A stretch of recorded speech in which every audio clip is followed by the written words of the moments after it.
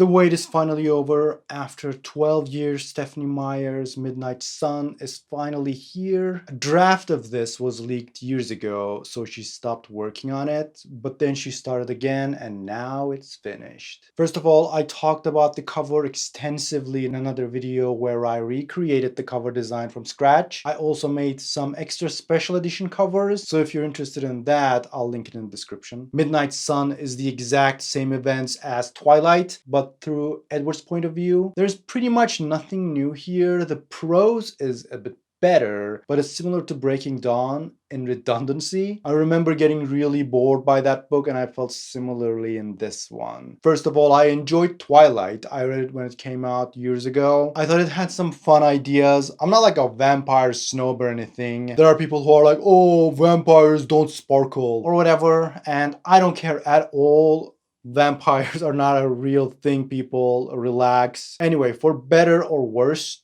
Twilight boosted the paranormal romance genre and spawned so many clones, so it has had a strong effect on the industry since its release. By the way, there will be spoilers for the whole series in this video.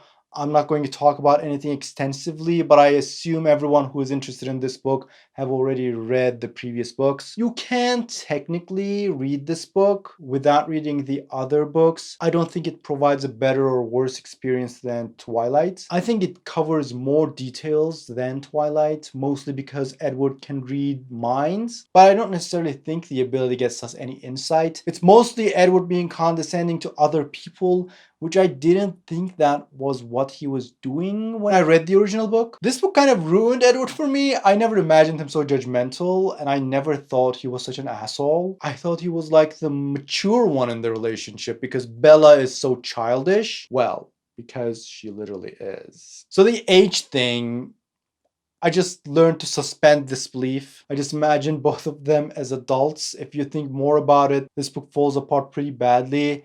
This book has a weird thing with age that I can't quite get on board with, so that part I have to ignore. It's been discussed to death anyway, so we're not going to do that. But anyway, I always imagined Bella to be acting childish, whereas Edward was making more mature, difficult decisions. But after reading this book, I realized that Edward is as much as, if not more, childish than Bella. He's also a terrible person. He's constantly judging all the kids in school, seeing them as his rivals and talking about how he's superior to everyone. Dude, relax. They're just high school kids. You're 100 years old.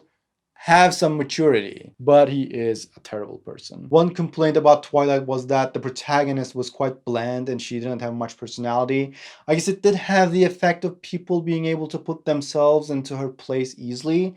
But I believe a passive protagonist is always a disadvantage dramatically. Although I don't necessarily think Bella doesn't have agency, even though she is very passive. She knows what she wants. She wants to be with Edward, and she wants to be a vampire, and she has her tactics to get what she wants, and she does get what she wants. Like, I never thought Team Jacob could be a serious thing, right? The only reason why Jacob's a thing is because Edward doesn't want to turn Bella into a vampire. But Bella gets what she wants. And I don't think protagonists in books need to be role models or anything. Also, have you ever been on Tinder? All everyone is interested in are food and travel. Guess what? If you're a vampire, you can eat and travel for eternity. Well, I guess you need to adjust your dietary preferences, but still, it's not like we're all much better than Bella in what we want. But anyway, Edward is a bit more interesting as a protagonist, I guess. He's more active. He's making a lot of active decisions, where Bella is just waiting and crying in her room. So that works a bit better, but there's still the problem that they don't have anything else going on in their lives. Like, what would Bella want to do with her life if there was no Edward? Or what would Edward do without Bella? This is relevant for every book. It's important to note what the characters were planning to do before the main plot kicked in. It feels like the lives of these characters start the moment they meet, and they have nothing else going on for themselves. Edward has a bit more history where he was hunting killers or something. But yeah, the lack of an actual personality is still there. There's this whole chapter where Edward is asking Bella interview questions. None of those things affect anything about anything Bella does. They're just random questions and random answers. That's not characterization, okay? Some authors make a list of things a character likes and then they feel like they have to use them. It's the worst kind of thing. Like in your notes, you wrote down a character likes chocolate cake. So you just make your character get up at night to eat chocolate cake. It makes no sense, but this is actually worse. It's just random Q&A about Bella. Like Edward's Q&A, I understand. It's for exposition, right? The author couldn't figure out a seamless way to do that, so she had Bella ask the questions and Edward answers the things about vampires. That's still not ideal, but at least there's a point. There's no point with Bella because she doesn't have anything going on with her, unfortunately. And those meandering sections are a lot of this book. I actually think Twilight has much better pacing than this one.